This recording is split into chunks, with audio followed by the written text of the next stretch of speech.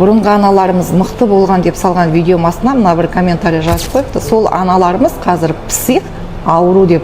Осы аурулардың барлығы қайдан келетінін білесіздер ма? Бала шағасы кішкентай кезде барлық отбасында бақытты, барлық отбасында ол кезде керемет күн кешіліп жатады.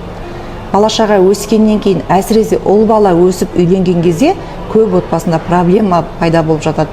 Жақсы келін құт, жаман келін жұт деп біздің ата бабаларымыз бекер айтпаған, иә? Егер тәрбиелі келін келетін болса, ол үйге, ол үйдің бақыты еселеніп, абыройы асқақтай түседі. Ал тәрбиесіз, көргенсіз келін келетін болса, өзінің күйеуін өзі туып алғандай иеленіп, ата анасынан, бауырларынан алыстатып, араластырмауға әрекет жасап жатады. А соны көрген ата ана 2 жас бақытты болса екен деп барлық қайғыны ішіне жұта осындай ауруларға тап болып жатады. Әрбір ата ана өзінің ұл қызын тәрбиеге шамасы келеді, бірақ өзгенің қызын жөндей алмайды.